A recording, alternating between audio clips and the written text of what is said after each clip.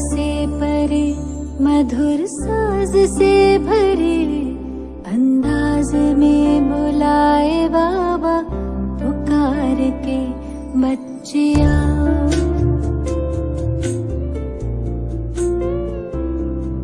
आवाज से परे मधुर साज से भरे अंदाज में बुलाए बाबा पुकार के बच्चिया।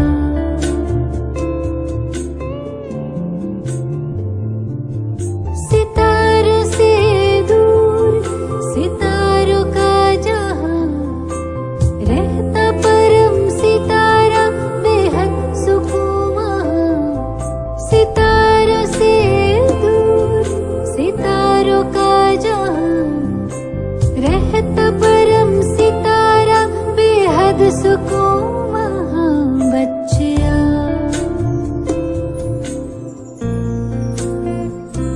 बच्चिया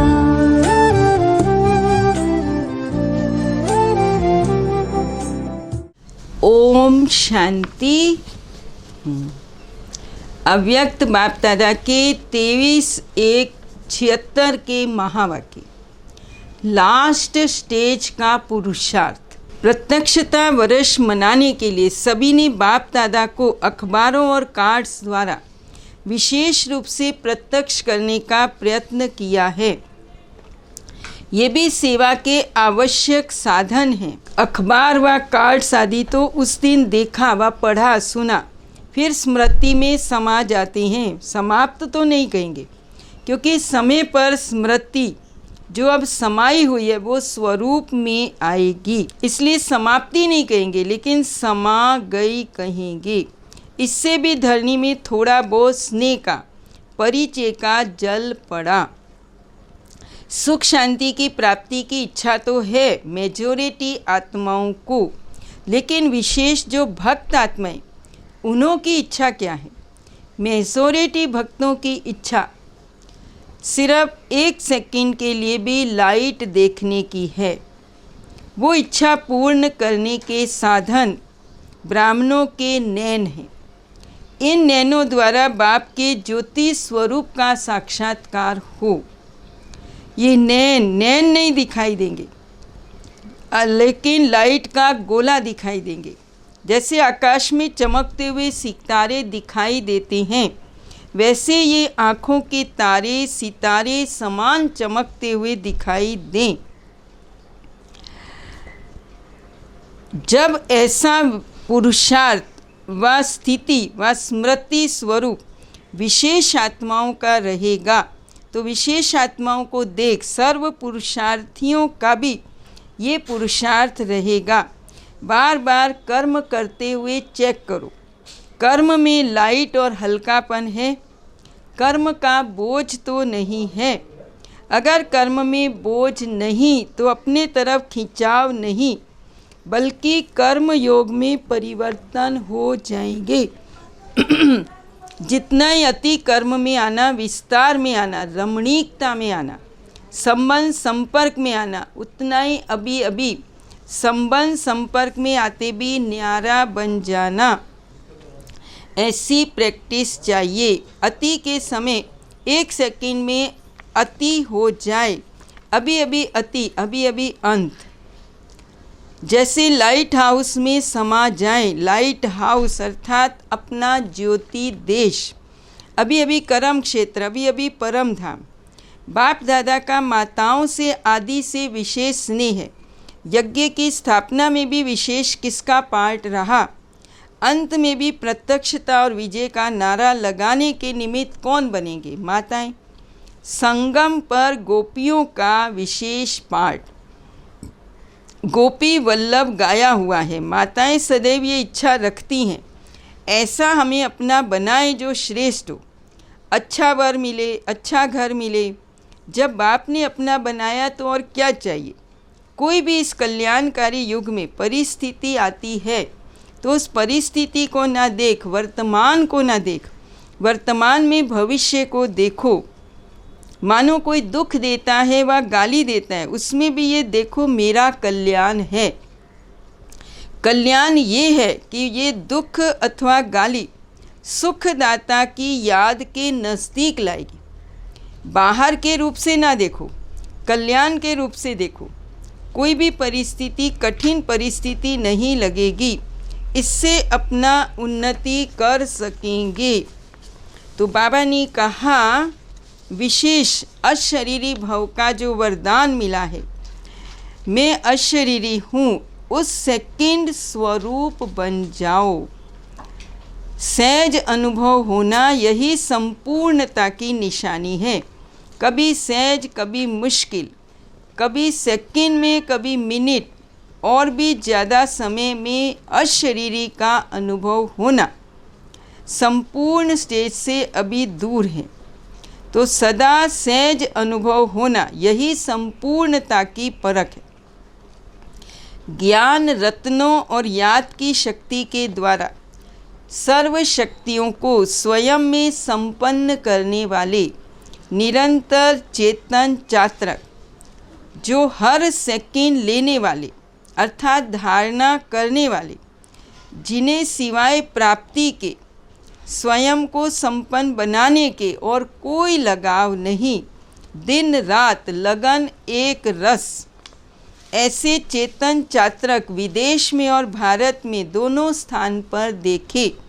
सर्विस की लगन में मगन, दिन रात सर्विस के प्लान्स बनाने में व्यस्त, सर्विस के फल स्वरूप स्वयं में खुशी का अनुभव करने वाले, सर्व शक्तियों का हर संकल्प में माया जीत बनने की शक्ति का, सर्व शक्तियों का हर संकल्प में माया जीत बनने की शक्ति का व अशरीरी भव के वरदान की प्राप्ति का अनुभव करने में सदा एक रस स्थिति नहीं।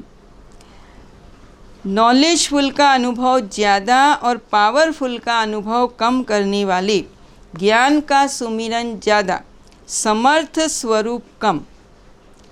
तीसरा, दिन रात मंजिल को सामने रखते हुए, संपूर्ण बनने की शुभ आशा रखते हुए, सदा पुरुषार्थ में व्यस्त, पुरुषार्थ में समय ज़्यादा और प्राप्ति में समय कम अनुभव करने वाले, किसी न किसी समस्या का सामना करने में ही ज़्यादा समय लगाने वाले, मुश्किल को सहज बनाने में लगे हुए, ऐसे बहुत बच्चे समय युद्ध स्थल में ही स्वयं को अनुभव करने वाले, अतीन्द्रिय सुख के झूले में अर्थात प्राप्ति के अनुभव में कम समय रहने वाले, ऐसे भी बहुत देखे।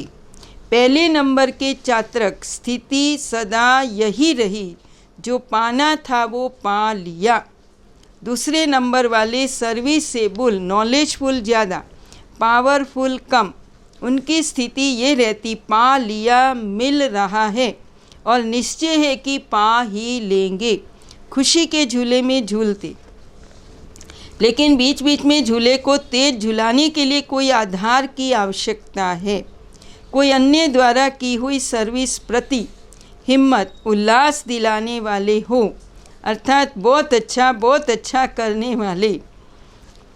तीसरी स्टेज वालों की स्थिति कभी प्राप्ति व विजय के आधार पर अति हर्षित और कभी बार बार युद्ध की परिस्थिति में थकावट अनुभव करने वाले, किसी न किसी साधन के सहारे पर स्वयं को थोड़े समय के लिए खुश अनुभव करने वाले, कभी खुश कभी शिकायत, क्या करूं, कैसे करूं, कर तो रहा हूं, इतनी मेहनत कर रहा हूं, मेरी तकदीर ही ऐसी है, ड्रामा में मेरा ऐसा ही पार्ट नूंदा हुआ है और कल पहले इतना ही हुआ था, ऐसे कभी ऊंचा कभी नीचा, इसी सीढ़ी पर चढ़ते उतरते रहते। ऐसे 3 प्रकार के बच्चे देखे।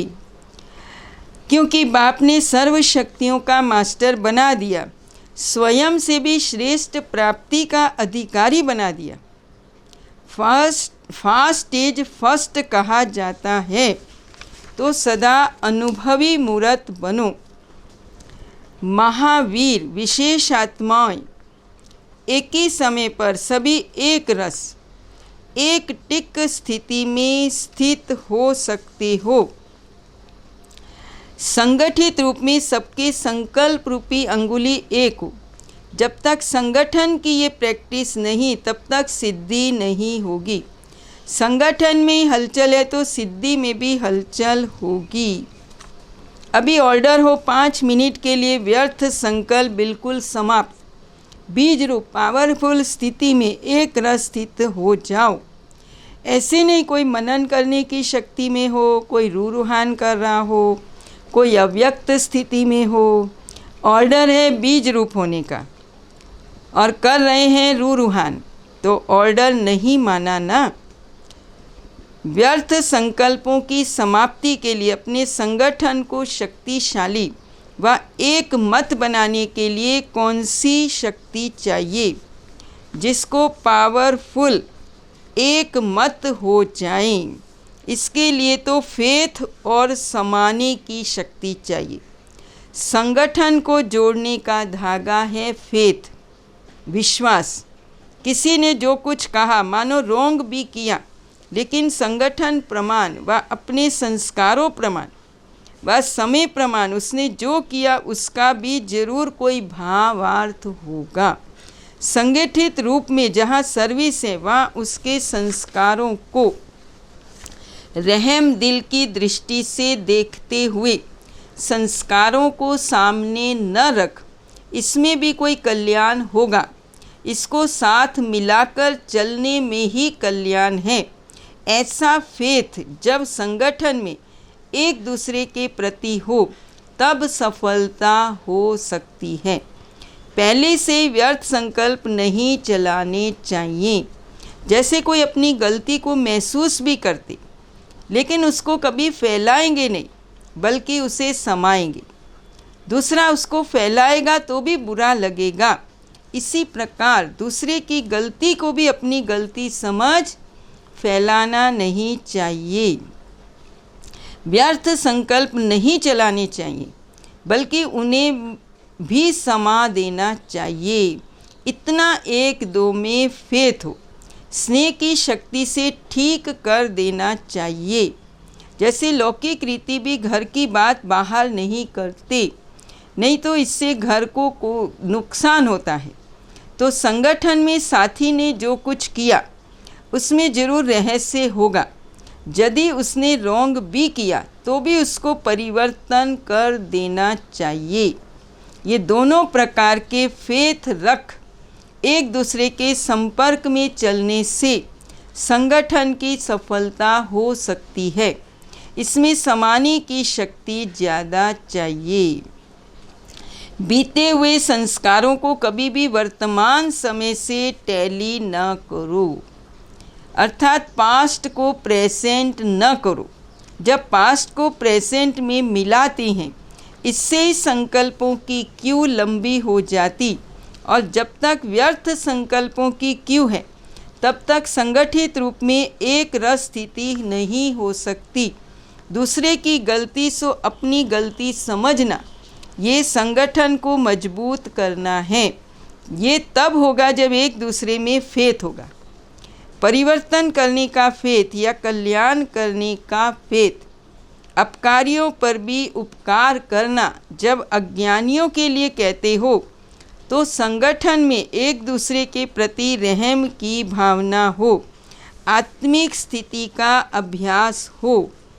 पावरफुल संगठन होने से सिद्धि होगी। जब श्रेष्ठ नॉलेज है, श्रेष्ठ पावरफुल स्टेज है, तो सिद्धि क्या बड़ी बात है। एक ने कुछ बोला, दूसरे ने स्वीकार किया। सामना करने की शक्ति ब्राह्मण परिवार के आगे यूज़ नहीं करनी है। वो सामना करने की शक्ति माया के आगे यूज़ करनी है। परिवार से सामना करने की शक्ति यूज़ करने से संगठन पावरफुल नहीं होता। कोई भी बात नहीं जचती है तो भी एक दूसरे को सत्कार करना चाहिए। उस समय किसी के संकल्प व बोल को कट नहीं करना चाहिए। इसलिए अब समाने की शक्ति धारण करो और संगठित रूप में आप ब्राह्मण बच्चों की आपस के संपर्क की भाषा भी अव्यक्त भाव की होनी चाहिए। किसी की सुनी हुई गलती को संकल्प में भी स्वीकार न करना और न कराना ही चाहिए। ऐसी जब स्थिति हो तब बाप की जो शुभ कामना है संगठन की, वो प्रैक्टिकल में होगी। अच्छा, ओम शांति, ओम शांति, ओम शांति।